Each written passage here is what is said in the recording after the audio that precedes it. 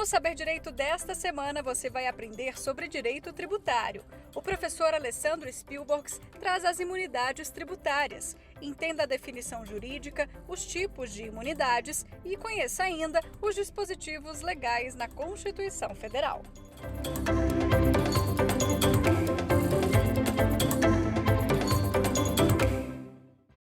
Olha aí, começando mais um programa do Saber Direito, oferecido pela TV Justiça. Meu nome é Alessandro Spielborgs e essa aula aqui é a última para a gente encerrar uma jornada sobre imunidades tributárias. Que satisfação enorme estar aqui com você. Para mim, você não tem ideia do tamanho do privilégio e a satisfação de nós nos encontrarmos mais uma vez. Fechando aqui um dos temas mais interessantes do direito tributário. Mas já quero deixar bem claro que no dia de hoje a gente não vai falar sobre quaisquer imunidades, não. Separei duas imunidades para a gente encerrar com chave de ouro todos esses nossos encontros, essa nossa semana de imunidades tributárias. Quer saber sobre quais imunidades eu vou falar? Então pode marcar aí, as imunidades culturais. Pois é, talvez você esteja se perguntando, mas como assim imunidades culturais, professor? Diga aí para mim. Imunidades culturais são aquelas que muito provavelmente você já ouviu falar com outra denominação. Imunidade de imprensa e imunidade musical. A imunidade de imprensa, já consagrada no texto da Constituição há muitos anos, desde do dia 5 de outubro de 1988, data da nossa Constituição Federal. Já a imunidade musical, bem mais recente, eu diria, de todas as imunidades, é a mais jovem que nós temos. Só está começando esse programa aqui para a gente conhecer tudo e mais um pouco de cada uma dessas imunidades inseridas lá no artigo 150, inciso 6º da Constituição, ou seja, duas das modalidades das imunidades genéricas para você encerrar sabendo tudo sobre as imunidades. Vamos fazer um combinado?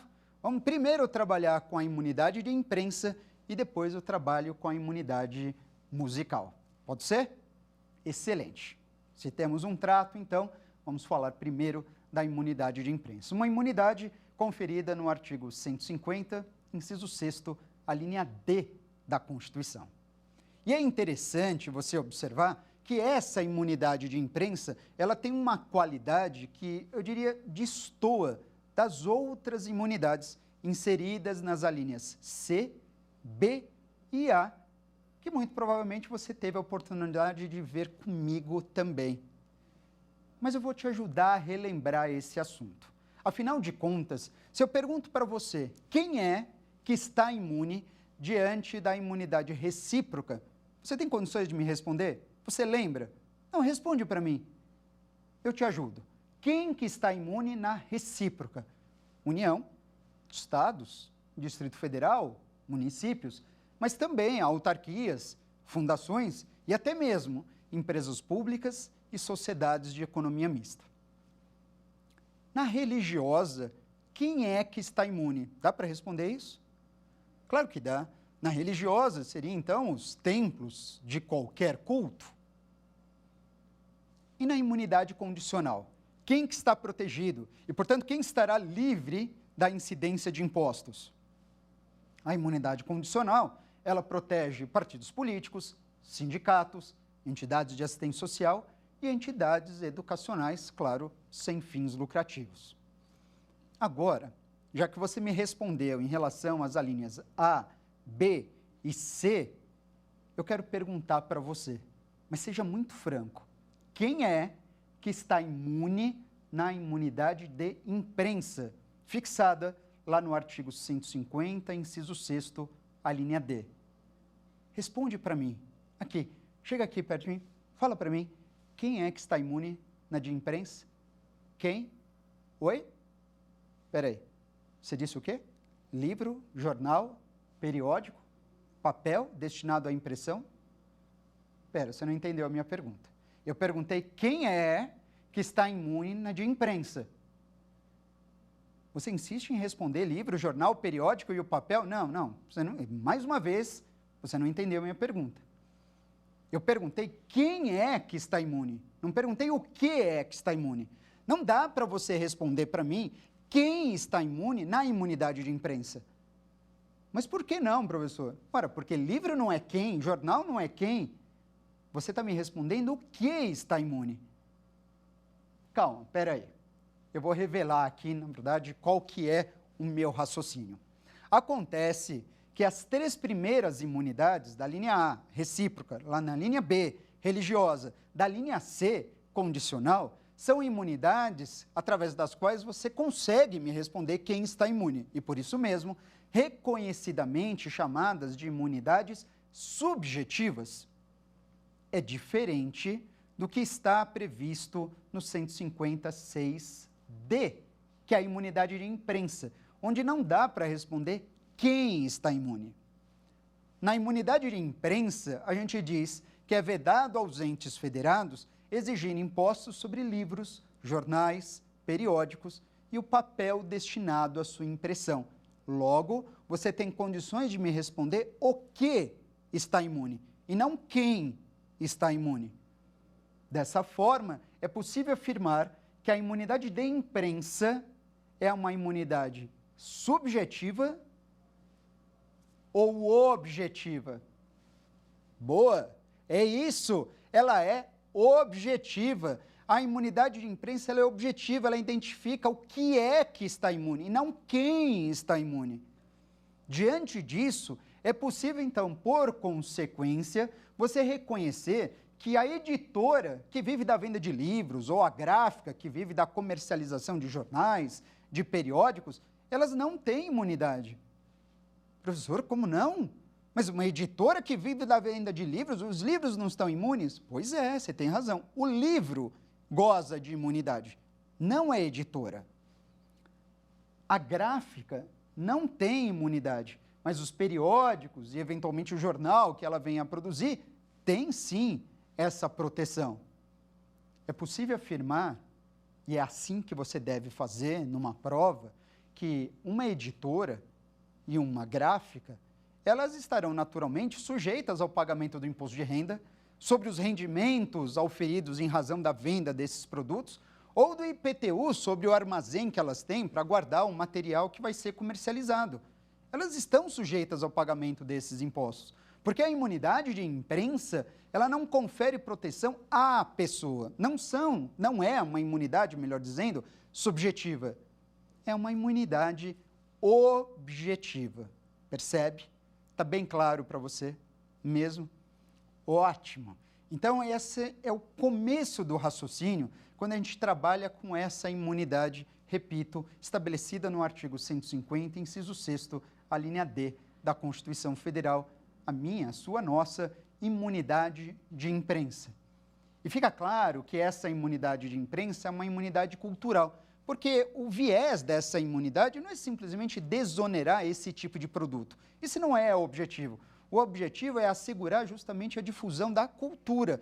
E não tem outra forma de assegurar a difusão da cultura, incentivando, portanto, essa cultura em geral, senão afastar a incidência de impostos. Acima de tudo, impedir a cobrança de impostos sobre livros, jornais, periódicos ou papel destinado à impressão desses mesmos produtos.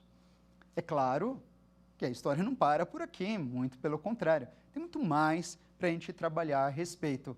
Vamos lá, vamos pensar aqui. Livros. A Constituição Federal assegura a imunidade a livros. Quais livros? Eu diria para você, quaisquer livros. Quaisquer mesmos. Você vai pensar em que tipo de livro? Livros de romance, livros de ficção, livros de direito, quaisquer livros. Pergunta aqui para você, o vade-mecum goza de imunidade ou não? Professor, você falou quaisquer livros, o vade-mecum é um livro, naturalmente deve gozar de imunidade? Sim, você tem toda a razão. O vade-mecum goza de imunidade, mesmo assim, qual é o preço do vade-mecum? Então, você imagina, se não fosse a imunidade, qual seria o valor do vade-mecum hoje em dia? Você ia ter que financiar o vade-mecum, muito provavelmente. Pode ir agradecendo a imunidade tributária conferida pela Constituição, com toda certeza, correto? Agora, mais do que isso, então se serve a qualquer livro, vamos vamos avançar aqui o raciocínio. Livros e depois jornais. Quais jornais? Que jornal a gente está falando? Eu sei que pode lhe parecer um pouco estranho nos dias de hoje imaginar jornal, mas também essa imunidade se refere a todos e quaisquer jornais. Jornais de grande circulação, como Folha de São Paulo, Estado de São Paulo, Correio Brasiliense, enfim, tem Zero Hora no Rio Grande do Sul, tem Gazeta de Pernambuco, tem muitos jornais. Hoje, como eu disse, talvez não seja muito razoável, não seja tão comum a gente ver a comercialização de jornal. Naturalmente, afinal de contas, essa imunidade ela é um retrato daquele cenário que existia em 1988. Aí sim, você entende a força dos jornais e por que da guarida dessa imunidade. Agora, o interessante é que isso não serve apenas a jornais de grande circulação também. Sabe aquele jornalzinho de bairro que tem aí na sua cidade, que tem aí no bairro onde você mora? Esse jornal também tem imunidade, porque afinal de contas fala jornal, de modo que protege também qualquer jornal. Aliás, por curiosidade, sabe num domingo que você esteja fazendo um passeio de carro e sempre tem um lançamento imobiliário, especialmente nesse dia da semana? Pois é, não costuma entregar, às vezes, no farol ou em algum ponto específico do bairro, alguém lá distribuindo um pequeno jornalzinho, quase que um folheto, muito provavelmente com 4 páginas, falando do lançamento imobiliário e contando de outras características ali daquela região, daquele bairro. Sabe disso, né? Você já deve ter recebido um jornalzinho como esse. Às vezes a gente recebe, beleza, nem lê, joga fora, às vezes a gente lê e fala, olha que curioso. Por que eu estou dizendo disso? Porque isso é feito de forma como um jornal. E por que é feito como um jornal? Porque isso não é uma mera propaganda. Você pode perceber que tem um lançamento imobiliário inserido nesse panfleto. Não chega a ser um panfleto tão simplório assim, mas é um mini jornal. Tem um lançamento imobiliário ali, mas pode ver que ele não é a principal característica desse jornalzinho. Por que fazem em forma de jornal? Justamente para se valer da qualidade da imunidade de imprensa, porque acaba sendo caracterizado como jornal. E uma vez caracterizado como jornal, tem ou não tem imunidade? Viu? Que interessante, como faz parte do nosso dia a dia mesmo. Agora vamos avançar. Vamos avançar porque, além de livros, jornais, fala-se também na Constituição Federal em periódicos. Periódicos, revistas. Revistas? Revistas. Quais? Eu diria quaisquer. E quando você pensa em revistas, talvez você lembre do quê? Época, Veja, Isto É, Super Interessante. Quem o quê? Quem? A revista. Quem? Contigo, Tititi. O Almanacão de Férias da Turma da Mônica. Tudo isso está imune. É periódico ou não é periódico? É periódico. Goza de imunidade. Professor, aqui entre nós, não sei se o horário me permite, mas uma revista pornográfica estaria imune à incidência de impostos? Escuta, o texto da Constituição Federal versou sobre periódico. Periódico, ele não se refere ao conteúdo, ele se refere ao periódico. De modo que é irrelevante esse conteúdo, se de grande qualidade ou de qualidade, digamos, eventualmente duvidosa. Se é periódico, goza de imunidade sim. E o Supremo Tribunal Federal já teve a oportunidade de se manifestar a respeito. É verdade. Mas quando ele se manifestou a respeito, vou te dar um outro exemplo, sobre álbum de figurinhas. Mesmo. É um periódico? Ah, é um periódico. Mas, professor, álbum de figurinhas, figurinhas da Copa, por exemplo, a cada 4 anos, como de costume, mas tem periodicidade, só que uma periodicidade de 4 anos. Continua sendo periódico. Mas e a qualidade dessa cultura? Bom, isso não está em jogo. O texto da Constituição se preocupa com a difusão, acesso e difusão da cultura. Se é em forma de álbum de figurinhas, não importa. O importante é que seja um periódico e se preocupe de forma a assegurar essa distribuição e o acesso à informação. Aliás, por curiosidade, serve as figurinhas também, aos cromas que são vendidos. O STF já se manifestou a respeito com toda certeza. Muito interessante, então, esse aspecto ao periódico. Serve a qualquer tipo de periodicidade, tá? Pode ser semanal, pode ser quinzenal, pode ser mensal, semestral, anual ou até mesmo uma periodicidade que a gente costuma chamar de periodicidade eventual. Importante é a característica, periódico. Se assim o for, gozará de imunidade com toda certeza. Agora, além de livros, jornais, periódicos, tem mais um ponto que sempre deu muito o que falar. Versa também sobre o papel. Papel goza de imunidade? Sim. Qualquer papel? Não. Papel destinado à impressão de livros, jornais e periódicos. Professor, quando você fala em papel, então, peraí, não é bem qualquer papel, não. Papel utilizado para impressão de livros, jornais e periódicos. Mas pode ter papel para fazer um caderno, pode ter um papel para fazer calendário, um papel para fazer, enfim, para fazer uma agenda. Não pode ser? Pode. Esse papel destinado a outros produtos que não sejam livros, jornais e periódicos, esse papel gozará de imunidade? Certamente que não. Foge à elasticidade, ao escopo do texto constitucional. Então, não é qualquer papel, é papel para livro, jornal e periódico. Naturalmente, você deve estar se fazendo uma pergunta agora. Mas, professor, um livro, um jornal, um periódico, ele não necessita apenas do papel como insumo. Existem outros insumos necessários para a fabricação de um livro, jornal ou periódico. Ferramentas e até grandes máquinas de impressão para isso. Será que a interpretação dada a esse dispositivo não é muito mais extensa do que o texto da Constituição quis reverberar? Não aos olhos do Supremo Tribunal Federal. Para o STF, embora eventualmente ao longo da história dessas decisões você já tenha verificado um ou outro acórdão versando sobre outros insumos que não sejam semelhantes ao papel, segundo a jurisprudência que prevalece, a imunidade é só para o papel.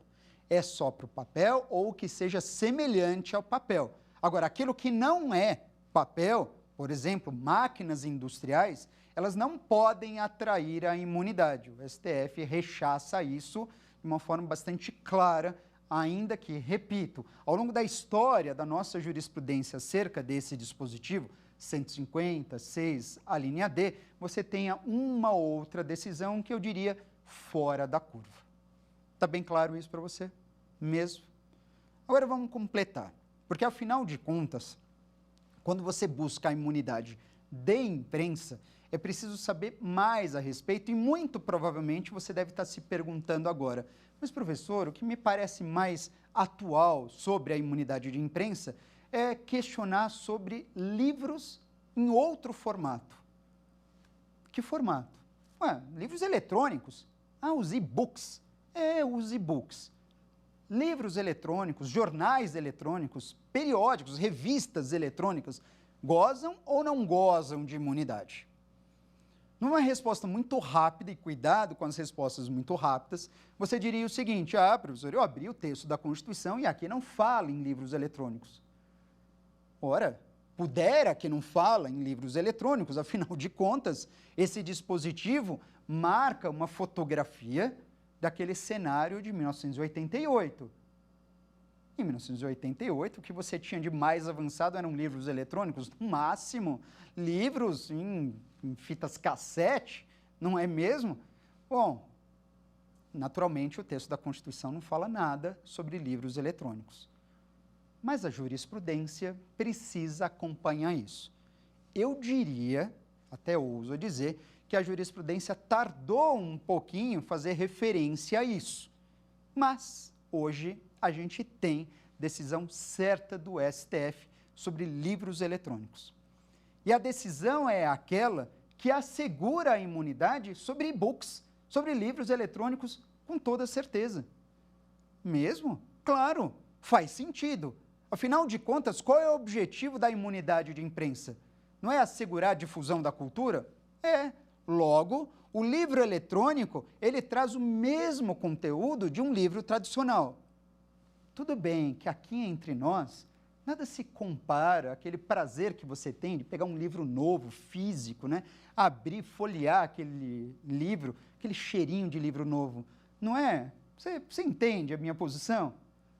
Mas isso, claro, não pode mudar a questão da imunidade. A imunidade é para proteger a difusão da cultura, proteger o conteúdo e não o formato. A preocupação não está no formato, mas no conteúdo. O conteúdo não é o mesmo? É, mas é em formato de livro eletrônico. Tudo bem, deve-se assegurar a imunidade, pois o viés é exatamente o mesmo. Professor, faz muito sentido. Mas, professor, pensando nisso, e eventualmente, se eu adquiro o livro eletrônico, para conseguir acessar e fazer a leitura desse livro eletrônico, eu não preciso de um equipamento eletrônico para abrir o arquivo? Precisa. Esse equipamento eletrônico, estou aqui pensando, professor, esse equipamento eletrônico não faria as vezes do papel do livro físico? Olha, se você está pensando nisso, gostei muito do seu raciocínio. E eu diria, você tem toda a razão. Aquele equipamento eletrônico, através do qual você abre o arquivo do livro eletrônico, ele faz as vezes do papel. E o papel destinado à impressão de livros, goza ou não goza de imunidade? Ora, goza de imunidade. Será que esta imunidade também não alcança o equipamento eletrônico específico para leitura de e-books? Qual que é a resposta? Resposta, sim. A imunidade vai alcançar não só o livro eletrônico em si, o arquivo, portanto, digital, como também o equipamento eletrônico, mas presta atenção, específico para leitura de e-books. Quero me fazer compreender de uma forma muito clara. Equipamento eletrônico específico para isso são aqueles tablets voltados para livros eletrônicos. E você sabe muito bem que existem esses tablets. Existem vários equipamentos para tanto, específicos para isso, esses tablets, os chamados e-readers. Talvez você conheça alguma, existem várias marcas, uma das marcas mais famosas, o Kindle, possivelmente você já ouviu falar. Mas independentemente da marca, nós estamos falando de e-readers. E-readers esses que podem ter outras funcionalidades, como por exemplo um dicionário de sinônimos e antônimos, enfim, alguma ferramenta que sirva para marcar a página onde você está, para fazer anotações extras e para acessar a internet. Essas funcionalidades extras, elas não invalidam a imunidade que é conferida a esses e-readers. Mas, por outro lado, isso também não significa dizer que você pode estender esta imunidade reconhecida pelo Supremo Tribunal Federal para todo e qualquer outro equipamento eletrônico capaz de acessar e abrir esse arquivo. Quero explicar isso para você de forma bastante clara. Será que esta imunidade, que foi conferida, estendida, portanto, aos livros eletrônicos, alcançando inclusive os e-readers, é capaz de afastar a incidência de impostos sobre smartphones, sobre tablets em geral, ou quiçá sobre notebooks? STF se posicionou e em nenhum momento ele quis fazer referência a todos e quaisquer equipamentos eletrônicos. Tome muito cuidado com essa situação, porque a imunidade assegurada ao livro eletrônico serve a ele, como arquivo eletrônico, serve ao e-reader específico para a leitura do livro eletrônico, mas não alcança todo e qualquer outro equipamento eletrônico que não tenha por objetivo a leitura do livro eletrônico, embora possa oferecer acesso a ele. Muita cautela nesse sentido. Isso é pura jurisprudência e isso está consagrado no âmbito do Supremo Tribunal Federal. Perfeito? Agora, além de tudo isso, além de todas essas condições, tem um outro apontamento que eu faço questão de fazer em relação à imunidade de imprensa. Qual é esse apontamento? Imagine você o seguinte: suponha que você esteja diante de um serviço de entrega em domicílio, onde esta empresa, prestadora de serviço, entrega em domicílio, ela é especializada em entregar justamente jornais e revistas. Uma empresa prestadora de serviço que faz essa entrega em domicílio todo final de semana para você, jornal e revista. Esta empresa, como prestador de serviço que é, pode invocar esta imunidade tributária para afastar o ISS que é cobrado sobre a atividade que ela desempenha? Qual que você acha que é a resposta correta? Bom, a imunidade é uma imunidade objetiva ou subjetiva? Objetiva, conforme você já acompanhou no meu desenvolvimento aqui. Esta imunidade não pode ser invocada porque, afinal de contas, ela atinge o livro, os jornais, o periódico e o papel, e não as empresas que se valem deles. Senão, se assim o fosse, alcançaria eventualmente uma editora ou alcançaria a gráfica também. Que fica muito claro para você, essas empresas que entregam livros, jornais ou periódicos em domicílio, ainda que sejam especializadas nesse tipo de entrega, não entregam qualquer outro tipo de mercadoria, ainda assim elas não gozam de imunidade, permanecendo, portanto, como contribuintes do ISS que são. Está bem claro? Excelente. Agora, avançando mais, eu tinha me comprometido em falar aqui para você, e é isso que eu quero refletir, que nesse nosso encontro, além da imunidade de imprensa, a gente precisa falar sobre uma outra imunidade também considerada como imunidade cultural. E que outra imunidade é essa? É aquela imunidade que surgiu, como eu disse, mais recentemente. Depois do ano de 2010, surgiu a imunidade musical. A imunidade musical que hoje está contemplada no artigo 150, inciso 6º, a linha E da Constituição Federal. Imunidade musical, você vai me perguntar, mas qual é o objetivo da imunidade musical? E que imunidade é exatamente essa? A chamada imunidade musical, ela foi criada com a chamada PEC musical. E, entre outros motivos, o talvez mais marcante é a sua aprovação como forma de se combater a chamada contrafação. Oi? Como assim contrafação? Combater a pirataria. Combater a pirataria justamente de CDs e DVDs. Pois é, a indústria fonográfica, ao longo dos anos, sentiu demais o impacto de comércio de CDs e DVDs piratas. E ainda não se fala, na verdade, nesse momento, na maior número de operações envolvendo arquivos digitais. Qual foi a última vez, se eu perguntar agora para você, que você comprou um CD ou um DVD? Acho que faz tempo.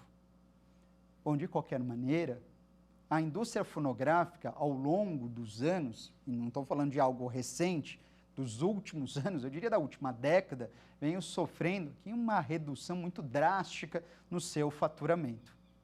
Ainda assim, embora tenha tardado o legislador para trazer essa imunidade, hoje ela está conferida na Constituição, a imunidade musical. Mas a gente precisa entender como é que funciona essa imunidade musical, ainda que a gente não tenha jurisprudência tão marcante ainda nos dias de hoje. Quando a gente fala sobre a imunidade musical, você deve lembrar do seguinte: ela tem por objetivo proibir que União, Estados, Distrito Federal e municípios venham a exigir impostos sobre o quê? Venham os entes federados a estar proibidos a instituir impostos sobre fonogramas e videofonogramas musicais produzidos no Brasil, de autores cujas obras sejam de autoria de artistas brasileiros ou interpretadas por brasileiros. Claro que cabe uma explicação aqui. Quando o texto da Constituição, e eu repito, 150, inciso 6º, a linha E, Constituição Federal. Quando a Carta Magna fala em fonogramas ou videofonogramas musicais, o que ela pensou de pronto? Pensou justamente em CDs e DVDs musicais. CDs e DVDs de música, não de filme. Tá bom, mas pode servir a outro tipo de mídia, como um Blu-ray, por exemplo? Pode. Ele fala em CDs e DVDs musicais. A pergunta que geralmente me fazem nesse momento: essa imunidade atingiria apenas, portanto, obras musicais em mídias físicas, em CD, em DVD ou em outro tipo de disco? Ou será que esta imunidade é capaz de alcançar também os arquivos digitais? A resposta é positiva. Alcança também arquivos digitais. Aliás, alcança também os arquivos digitais, ou seja, aquela obra musical que seja comercializada na Apple Store, no Google Play, quando você compra apenas o arquivo digital, você baixa a música, você adquiriu a música, e quantos artistas lançam muitos das suas obras apenas em arquivos digitais, não se preocupe em lançar em arquivos físicos. Está bem claro, essa obra está protegida, não há dúvida nenhuma, estará imune à incidência de impostos. Como também, caso lançado em mídias físicas, o suporte material, ou seja, o CD que contenha essa obra, também gozará de imunidade. Mesmo, mas isso é interpretação? Não, isso está registrado no texto da Constituição Federal. É claro que não é só isso. A gente tem que saber mais, a gente tem que saber melhor, a gente tem que buscar ainda algumas características mais específicas a respeito desse instituto. Quando falamos da imunidade musical, você deve lembrar ainda que ela não alcança qualquer produção, mas apenas aquela produção musical que seja produzida aqui no Brasil. Então existe um requisito territorial limitante, sem dúvida. O que significa produzir no Brasil? É um conceito que ainda precisa ser melhor explanado e definido, porque, afinal de contas, o significado de produção musical ele pode ser muito extenso. Mas vamos ficar ainda nessa expressão, sem buscar um significado específico. Produzidos aqui no Brasil. Produzidos aqui no Brasil e mais, produzidos no Brasil desde que as obras sejam de autores brasileiros ou interpretadas por brasileiros. Isso significa dizer que quando a gente se depara com uma imunidade musical, você há de convir comigo que nós temos 3 requisitos, 3 informações que nós precisamos observar para cravar existir a imunidade musical. Quais são essas condições? Então, primeiro, nós estamos falando em fonogramas e videofonogramas musicais. Primeira condição. Então, não vale para filme, vale para música. Segunda condição, produzidos no Brasil. Se for produzido fora, o texto da Constituição fala produzidos no Brasil. Mas, professor, e se o quê? Produzido aqui no Brasil. Segunda condição.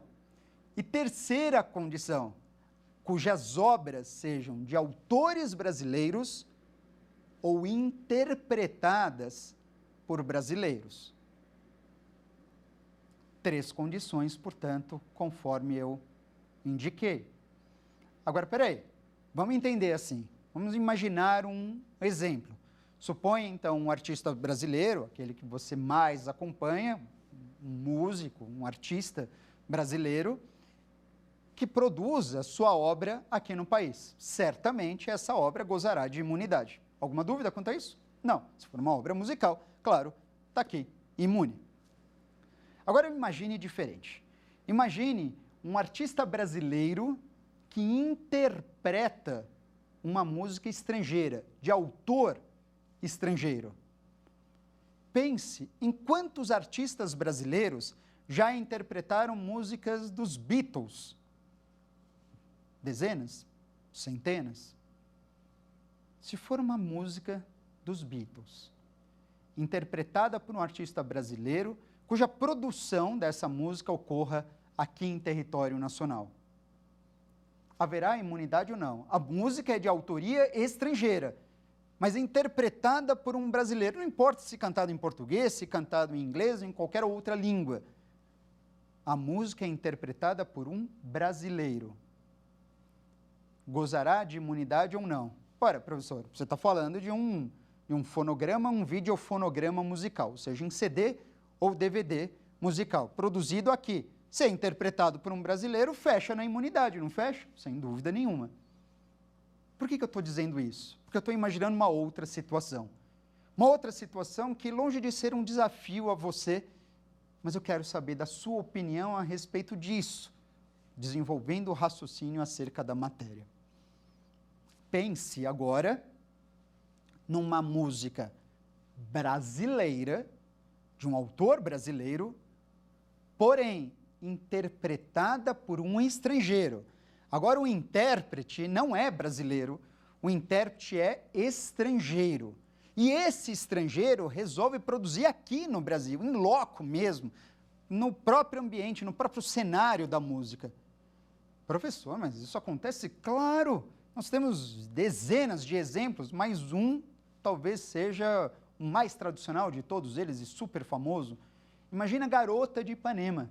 Quantos artistas estrangeiros já não interpretaram Garota de Ipanema? Uma música de artistas brasileiros.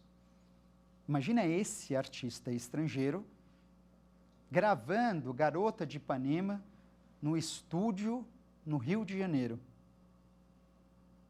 e lançando essa música mundialmente. Aqui, para efeitos nacionais, esse CD produzido aqui estará imune à incidência de impostos ou não? E aí, quem que é o intérprete? Ah, mas o intérprete é um estrangeiro.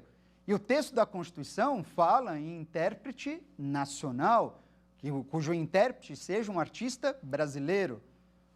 Tudo bem, intérprete é estrangeiro, mas a obra é de quem? Não é de artista brasileiro? É. E o que o texto do artigo 150, inciso 6º, a linha E, assevera para a gente? Que essa imunidade de fonograma ou videofonograma produzido aqui no Brasil leve em consideração obras interpretadas por brasileiros ou cujos autores sejam brasileiros.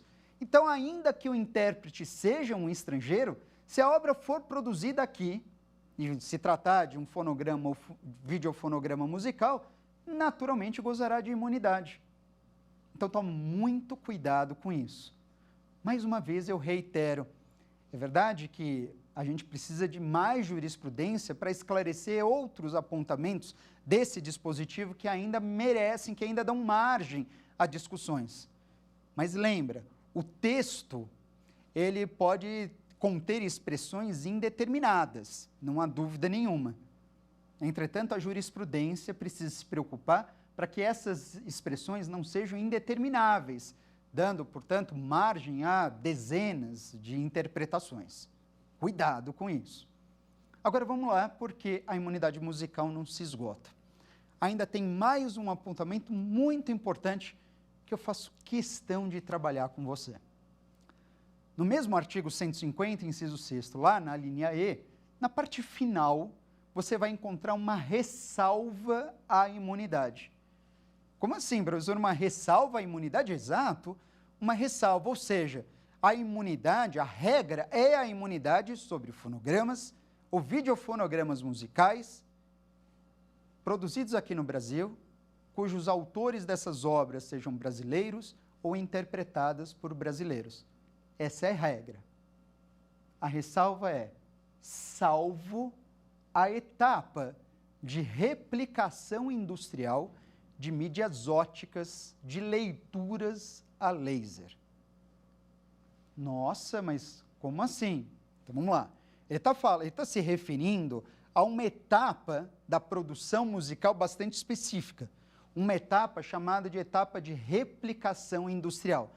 Uma replicação industrial de mídias óticas de leitura a laser, ou seja, justamente fazendo referência CD, DVD, Blu-ray ou outro qualquer tipo de tecnologia mais avançada e atual que venha a existir, ok? O que o texto do legislador estabelece é uma preocupação com essa etapa, dizendo essa etapa não tem imunidade. Mas, professor, não está me fazendo muito sentido. Ou será que tem sentido isso? Se eu disser para você que tem sentido. Tem sentido, especialmente se, para isso, você compreender, pelo menos de uma forma bastante básica e inicial, como que se dá a produção musical. Eu, naturalmente, também não sou um expert em produção musical, mas de uma forma muito resumida, podemos dizer que o processo de produção musical, ele se resumiria a 3 grandes etapas. A primeira etapa é a etapa de gravação, a primeira grande etapa, onde tem o artista brasileiro ou intérprete brasileiro que reúne, portanto, demais artistas, reúne os músicos, os musicistas, enfim, o cara responsável pela técnica, DJ, tudo mais, enfim, reúne uma baita de uma equipe justamente para fazer a gravação da sua obra musical. Essa é a primeira etapa, a etapa de gravação. Feita essa etapa de gravação, chegado, portanto, a uma conclusão, a um CD demo, como a gente diz, encontramos as 10 músicas que nós vamos comercializar, então o que é feito? Passamos para a segunda etapa. A segunda etapa é levar esse conteúdo justamente para a indústria fonográfica, para que nela, na indústria fonográfica, exista a chamada replicação industrial de mídias óticas em leitura laser. Chega na indústria fonográfica para que ela possa multiplicar em dezenas, centenas e milhares de cópias aquele CD que foi gravado inicialmente. E então, chegamos na última etapa. Qual é a etapa? Bom, uma vez feita toda essa multiplicação em cópias, a etapa da comercialização, seja no atacado, seja no varejo, a última etapa. Veja só, temos então 3 grandes etapas. Primeira etapa, a etapa de gravação. Segunda etapa, a etapa de replicação industrial. Terceira etapa, a etapa de comercialização. No texto da Constituição, qual dessas etapas não tem a imunidade? Foi colocada como ressalva à proteção imunizante. No texto da Constituição, a etapa que foi ressalvada é a etapa de replicação industrial de mídias óticas de leitura a laser. Essa etapa é a etapa intermediária, é a segunda etapa. E eu sei que você deve estar se perguntando mais uma vez, quase se remoendo, mas professor, diz aí para mim, por que essa etapa foi retirada da proteção imunizante? Eu ainda não consegui entender. Você vai entender quando você se lembrar que a grande parte das indústrias fonográficas aqui no país estão situadas numa mesma região. Em que região? Na Zona Franca de Manaus. E por que lá elas se estabeleceram? Porque a Zona Franca de Manaus é uma região típica de incentivos fiscais, mas incentivos fiscais que são oferecidos apenas para aquelas empresas que lá se localizam. Pense aqui comigo. Imagine que a imunidade musical alcançasse as empresas, as indústrias fonográficas em qualquer parte do país. Se assim não fosse, vamos imaginar, se a imunidade pudesse, portanto, afastar a incidência de impostos, independentemente de onde a empresa estivesse localizada, a indústria fonográfica, as indústrias que estão lá na Zona Franca de Manaus e que forem incentivadas a lá se estabelecer, justamente como forma de fomentar e desenvolver ainda mais a região, iriam pensar duas vezes, imaginando, por que eu permaneço aqui? Talvez fosse interessante para mim me mudar a minha sede para a região Nordeste, talvez com a proximidade da Europa, pensando numa exportação, ou para uma outra região, Centro-Oeste, Sudeste ou Sul. E essa imunidade, ela estaria, portanto, prejudicando justamente esse incentivo fiscal que foi criado como forma de melhorar, né, a situação socioeconômica da região norte. Por isso mesmo, o legislador constitucional imaginou o seguinte: vamos ressalvar a etapa de replicação industrial da proteção imunizante para que as indústrias fonográficas não pensem em se mudar a sua localização, para que elas continuem se valendo do benefício fiscal que existe apenas e unicamente na Zona Franca de Manaus. Por isso mesmo é que a imunidade só alcança daquelas 3 etapas a primeira e a terceira. Ou seja, a etapa de gravação está imune, a etapa de comercialização está imune, mas a etapa de replicação industrial não está imune, embora a etapa de replicação industrial possua benefício fiscal para aquelas indústrias fonográficas que se situam lá na Zona Franca de Manaus. Percebe como faz sentido? Entendeu qual foi o raciocínio do legislador ao estabelecer, ao criar a redação da imunidade musical fixada lá no artigo 150, inciso 6º, a linha E da Constituição? Muito interessante esse tema. Imunidade musical é algo que ainda tem mais a se desenvolver. Certamente, hoje, que você for acompanhar a jurisprudência, novas decisões a respeito vão aparecer. E eu quero que você sempre fique muito atento a isso, porque ainda há muito a se maturar a respeito dessa imunidade. E para a gente treinar todo o conteúdo que a gente teve nesse encontro, no encontro que finaliza essa nossa jornada sobre as imunidades, o que você acha de 3 questões especialmente selecionadas para você, mas questões só sobre as imunidades culturais, imunidade de imprensa e a imunidade musical. Vamos a elas? Vem comigo na tela para você. Está aqui a primeira questão para você, assim estabelece. A Constituição Federal impede os entes federados, todos eles, né? União, Estados, Distrito Federal e municípios, de instituir impostos sobre, letra A, patrimônio, renda ou serviços das empresas que se dedicam exclusivamente à produção de livros, jornais ou periódicos. Letra B, livros, jornais, periódicos e o papel destinado à sua impressão, devendo o livro ser impresso e publicado por editora sediada no Brasil e no idioma português. Letra C, obras musicais ou documentários nacionais que, produzidos no Brasil, promovam a cultura nacional. E letra D, fonogramas e videofonogramas musicais produzidos no Brasil, contendo obras musicais ou litero-musicais de autores brasileiros ou estrangeiros, neste último caso, porém, interpretadas por brasileiros.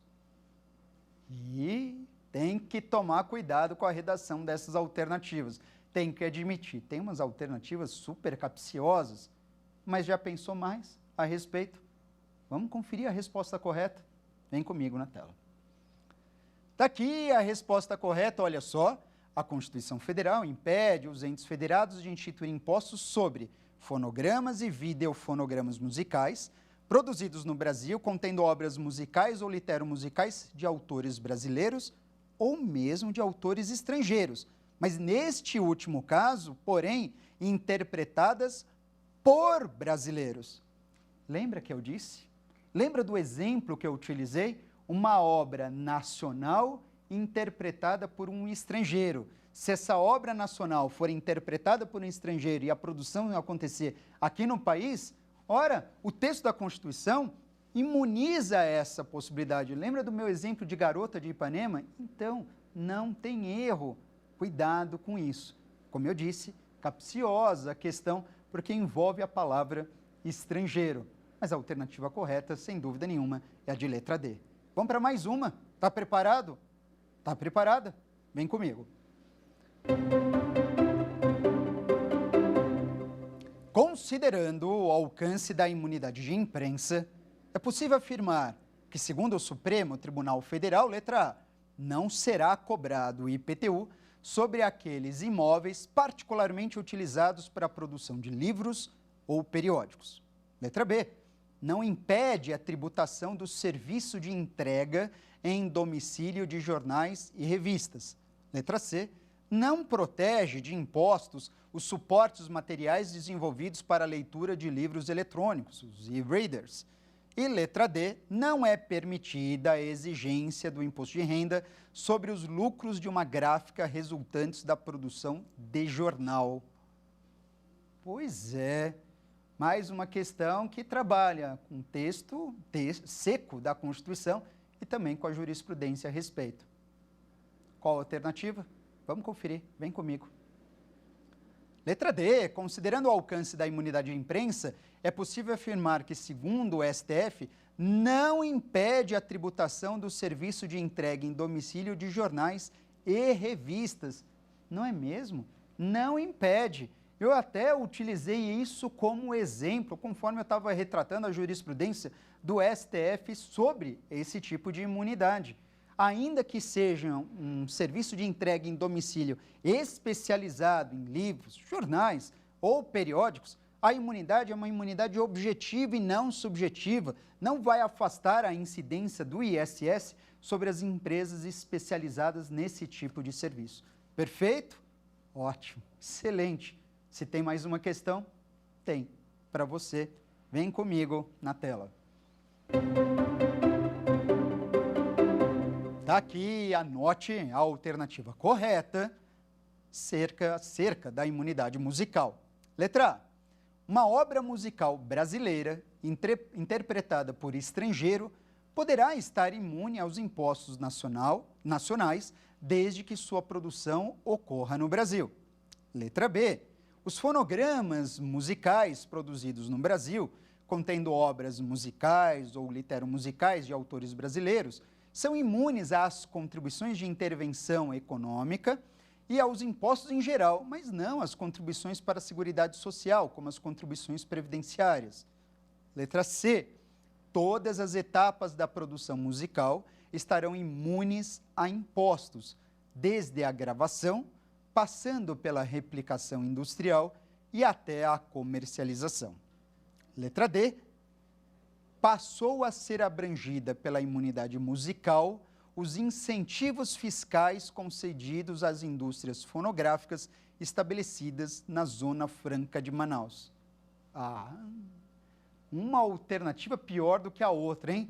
Tô vendo. Nossa, mas coração peludo dessas alternativas tentando te enganar, isso não se faz. Cruel isso. Vamos conferir? Vem comigo a alternativa correta. A alternativa correta, uma obra musical brasileira interpretada por um estrangeiro pode estar imune a impostos nacionais desde que sua produção ocorra no Brasil, não há dúvida nenhuma. É claro que a redação do artigo 150, inciso 6º, a linha E, ela é diferente, mas ela quer significar exatamente a afirmação feita por essa alternativa. As demais, você percebe a falha, na verdade, o abuso do que elas trabalham. Por exemplo, a letra B, falando de imunidade a contribuições de intervenção do domínio econômico. Não existe isso para os fonogramas musicais. A letra C, dizendo que todas as etapas de produção musical estão imunes, e não é verdade. Você sabe que existe uma ressalva, justamente a de replicação industrial. E na letra D, dizendo, passou a ser abrangida, considerada como imunidade, os incentivos fiscais concedidos às indústrias fonográficas localizadas na Zona Franca de Manaus. Isso não é verdade, não passou a ser considerado como imunidade. Não, o que está, as empresas, as indústrias fonográficas lá localizadas na Zona Franca de Manaus continuam se valendo de incentivos fiscais. E esse incentivo fiscal não passou a ser denominado como imunidade em hipótese absolutamente nenhuma. Dessa maneira, portanto, minha cara, meu caro, eu encerro aqui com muita satisfação essa nossa jornada sobre as imunidades, que começou falando sobre definição, características, comparação com outros institutos, classificações sobre as imunidades e fomos além. Nós trabalhamos, inclusive, com cada uma das imunidades genéricas. Da minha parte, uma satisfação enorme. Espero que você tenha aproveitado essas lições sobre as imunidades tributárias e você se dê muito bem nas provas que você venha a realizar. Conto contigo, precisando é só chamar, arrebenta, que o direito tributário é a melhor matéria da nossa ciência do direito. A gente se vê, até a próxima. Quer dar alguma sugestão de tema para os cursos do Saber Direito? Então mande um e-mail para a gente, saberdireito@stf.jus.br, ou entre em contato pelo WhatsApp. O número é esse que aparece na sua tela. Você também pode estudar pela internet. Acesse nosso site tvjustiça.jus.br ou pode rever as aulas no canal do YouTube TV Justiça Oficial.